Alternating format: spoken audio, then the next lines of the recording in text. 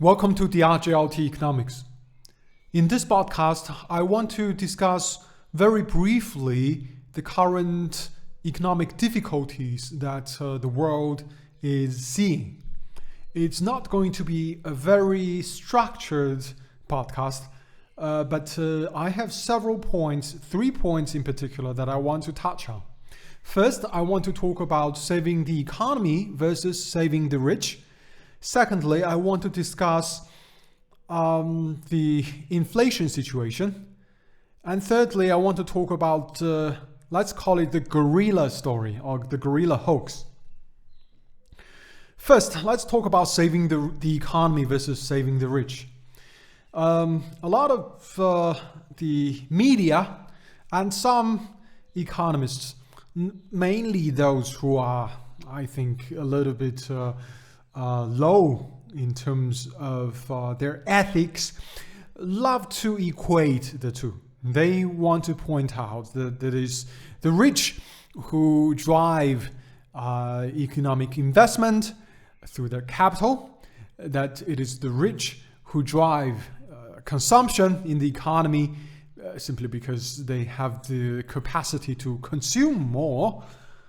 But I think that's not necessarily correct. Why? Because when it comes to economic investment, it is true that historically it had been the rich using their capital who invested in economic activity that had brought economic prosperity. But in recent decades, in a financialized economy, even the rich are living on debt, are living on credit, and the economy has been running on credit. So really, making the rich richer does not change from the fact that companies will need to borrow from the bank, mostly, in order to operate. So that side of the argument is not really true. The other side of the argument, when it comes to consumption, is not true either. In fact, I think it's blatantly false, because the rich cannot really consume that much more. Yes, they can consume quite a bit more, and a single rich man can consume food, probably 2-3 person, 2-3 poor people, right? The equivalent. When it comes to a lot of their electronics, their cars, their toys, yes, a lot more, but not so much more, because there are so much fewer rich people. And by rich people, I mean the ones who are really, really rich, the ones who are millionaires and billionaires.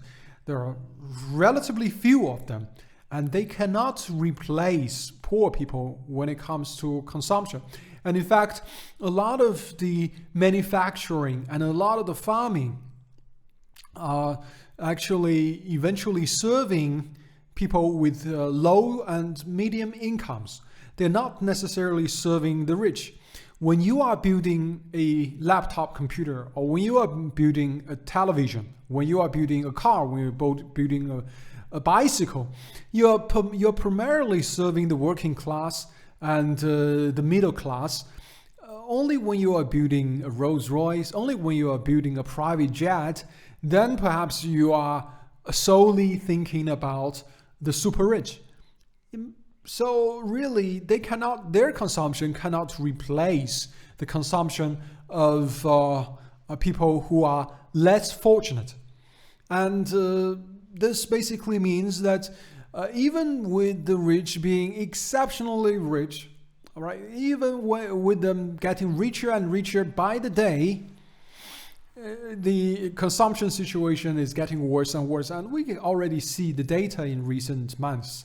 Consumption has come down because people who are not the super rich are experiencing economic difficulties. So All this is to say that saving the economy and saving the rich actually are not the same thing. Saving the rich does not save the economy, right? So it's not a necessary condition, but so it's not a sufficient condition. But is it necessary? I will argue that it's actually not necessary either, right? What is the real economy about? In my judgment, is about two things: production and employment. And ultimately, it's about sustaining and improving the living standards of the population. That's the most important issue. I think that's the core, the primary responsibility of every government, whatever the system, whatever the governance system should really be, right? But a lot of people are disagreeing with this. They like to point to some numbers such as asset prices, stock market, right? Housing. They want to talk about the GDP growth. All these issues reflect the living standards of the super rich much more than it does the living standards, the livelihoods of people who are less fortunate, people who have to work to make a living. The middle class and the working class, so-called working class, right? This is in fact, the middle class have to work too. So that's the thing, and I'm afraid that a lot of the governments, many governments around the world, and a lot of the central banks are focusing more on economic data that reflect the well-being of the rich, rather than the well-being of the masses. And I think this could lead to a series of misjudgments and misguided policies that will continue to exacerbate the problem. And this, I think, I have already pointed out in the Eurozone, which it's still not increasing the interest rate. I think what they are really looking at, they were really hoping for, is that the slight interest increase in the United States will suffice in really curtailing the rising inflation, and with inflation coming under control in the United States, the global economy may actually also experience a disinflation, meaning that the inflation perhaps slows down a bit, and this will excuse the the ECB from the need of increasing its interest rate, because they are the least able to afford such a monetary policy.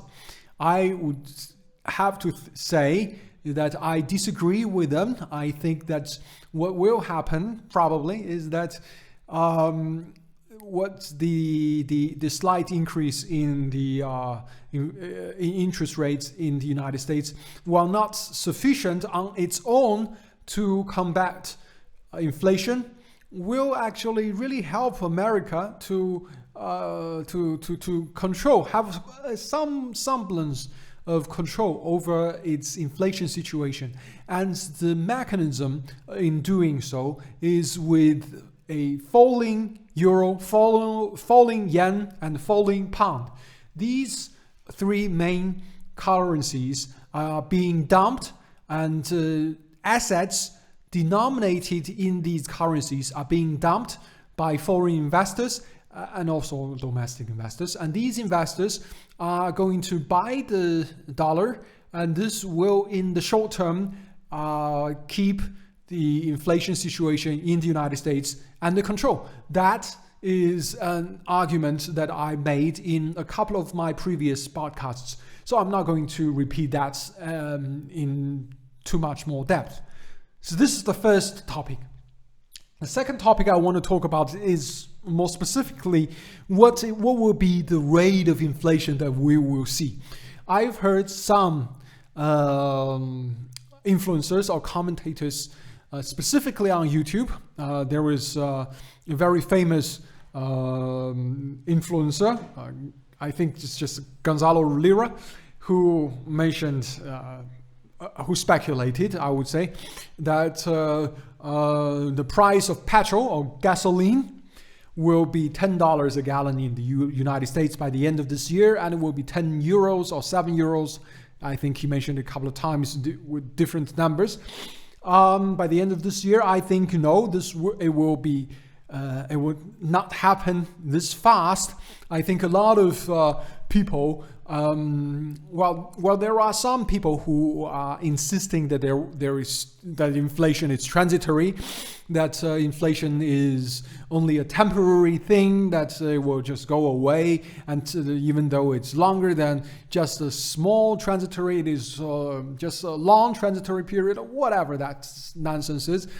Well, that's one group of people, and then there is another group of people who just who observes some things that really doesn't make sense in the current economic situation, and they think that if the system doesn't make sense, the system must collapse now. There are some people, such as I think Peter Schiff, who repeatedly have said, I think over the last couple of years, that the market will collapse, and it will collapse so fast that, all the things that he very convincingly makes, all the arguments. The point that I want to say is that, yes, the system is wrong. The system will eventually have to change, and it probably will collapse, especially in the Eurozone. I cannot see the Euro stay for more than 3 to 5 years, right? But at the same time, this process will be a gradual process.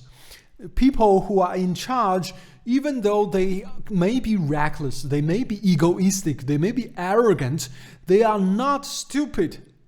Maybe you can argue that they are stupid in a certain extent in believing their ability to control the situation. But overall, I think that they will come up with tricks to make this somewhat a gradual process, right? I don't think that it's going to be that fast. Right now, I see the price of petrol or gasoline in France is 2 euros a liter. I think by the end of this year, and that's about 5-6 months, 6-7 months, I think the price will be about 3 euros a liter. I think it will be about 3 euros a liter in France.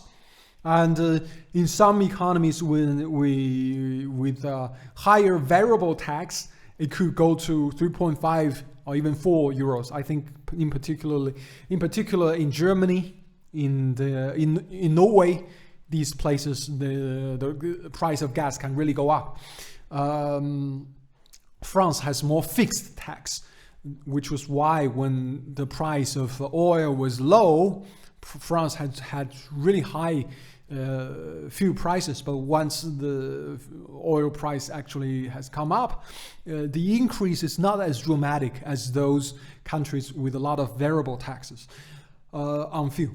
But anyway, that is the situation. That is the pace that I'm looking at. That is energy, especially in oil and gas related, I think another 50% increase maximum. In the Eurozone, less in the United States. When it comes to food prices, I think the increase will be even less. Right? I think maybe 10 to 20%, 25% maximum. And of course, there will be a lot of shortages in electronics, consumer electronics, and so we can stop thinking about cars because cars aren't being built. They aren't being made because some of the core components really need to come from Eastern Europe. I heard that the wiring harnesses of a lot of the European cars actually come from Ukraine, and they are not making wiring harnesses, which means that no car can be made at the current moment. And as long as the war goes on, they are not making cars. Or maybe I think perhaps some other countries are picking up this business. Maybe in Slovakia, I'm not entirely certain. But, that's a transition that needs to take place. At the same time, we all know that EVs rely heavily on Russian materials, and you can forget about EVs coming from Europe and North America. I don't think we're going to see a lot of EVs. And this bubble will probably bust, and we will probably talk a lot less about this EV nonsense, especially as the price of electricity is really going up in a lot of the European countries. They and they have difficulty generating sufficient electricity to keep their industry operating. So I don't think that they will really be able to really have a high conversion of EVs, because with a high adoption rate of electric vehicles, one thing that needs to happen is a complete revamp, redesign of the electric grid. And I think I've mentioned this in a couple of my previous podcasts. So I'm not going to go so much deeper into this.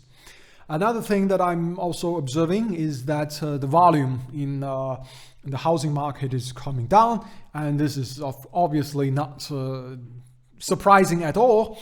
I think as the economy gets worse, and as the interest rates, the mortgage rates go up, obviously housing prices will come down, even though inflation may go up. Why?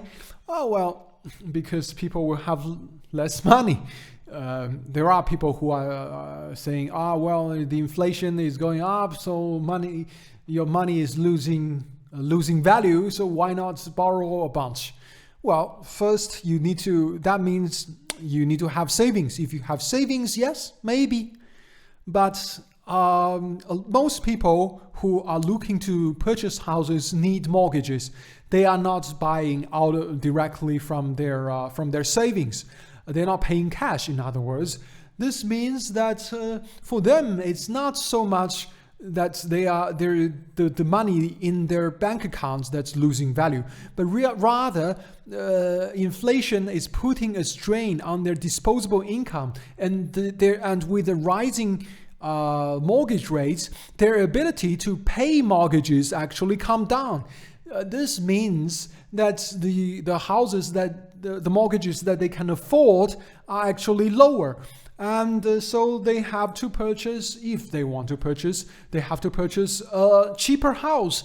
And this basically is the collapse, not necessarily collapse, but, a decline of the housing market. And once the decline deepens, people who were paying mortgages suddenly find themselves to have negative equity. And a lot of them will decide, especially those who are experiencing economic difficulties, financial difficulties, they may decide to stop paying their mortgages, and they may also decide to dump their houses, or however that happens. There will be a reversal in the demand and supply situation. So even with a relatively high inflation, because people are being squeezed, housing actually comes down, right? This is not a good place to put money. There are some people who want to say the housing is a real asset. Well, it's actually a consumable. It's not a real asset. An asset is something that can generate wealth. A farmland is an asset, right? A piece of machinery that produces some valuable goods, that's an asset. Something that if you don't pay a lot of money to maintain, it's going to decay and become worthless. And if you have to live in it, you have to pay tax. Or actually, even if you don't live in it, you have to pay property tax on. This is not an asset. This is a goods that you consume. All right, so that's the second point that I want to make. And finally, and this is going to be very brief, I think currently we probably still can. I predict, I could very well be wrong, I don't think I am. In 2 weeks to 2 months, we will see that Google will send out a message to all the quote-unquote content creators that you cannot talk about the gorilla virus, right? So now let's talk about the gorilla virus or maybe the monkey hoax or whatever.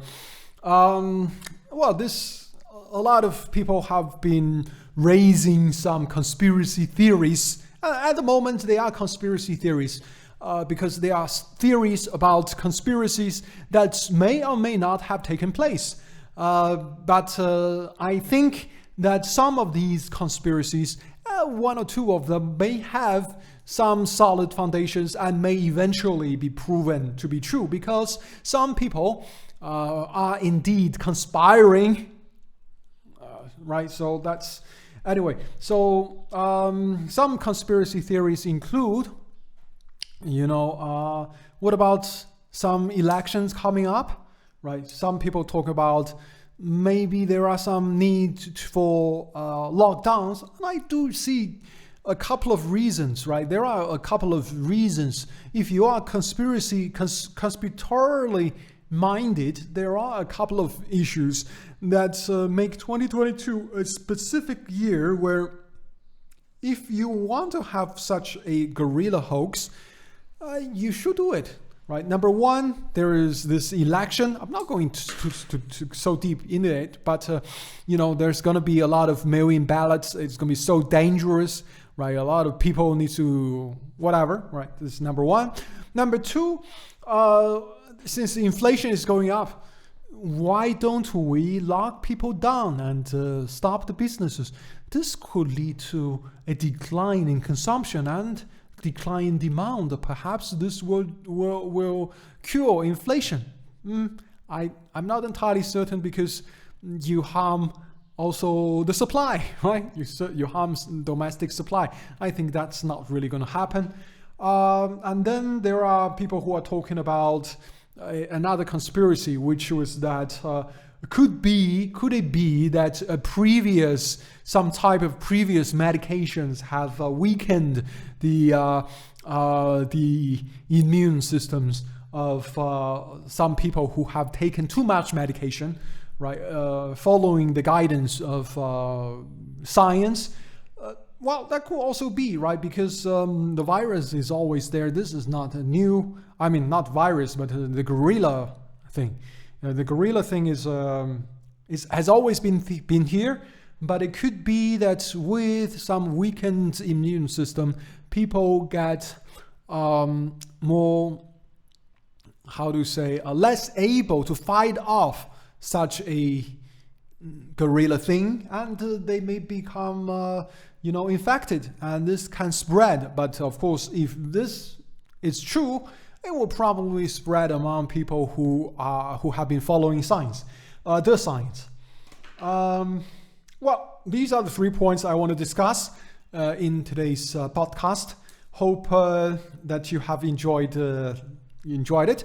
I will leave the link to my Telegram channel in the description below. I also have a Twitter account. Handle is Dr. Julin Teng. And this podcast is also available on Rumble, Odyssey, and YouTube. Finally, I think maybe later this week, perhaps tomorrow, perhaps not, I will make another podcast, and this time I will comment on a blog post that I wrote in November 2020. At that time, I made some comments. I forecasted 10 points, 10 things that I said would happen during what I called the Big D presidency or whatever administration regime, however you like to consider it. And I think the Big D has absolutely not really disappointed. And it has really surprised me, right? I did not expect that there my 10 points would, a lot of them would have become true so quickly. And I would certainly did not expect that Mr. Biden, Mrs. I don't know if it's right to say Ms. Harris, and Mr. Blinken and Mr. Sullivan altogether have far exceeded my expectations and have done such a stellar job in really crashing the American system. So that we are experiencing some of the very interesting things that I really want to discuss. All right. Thank you very much for listening and have a great day.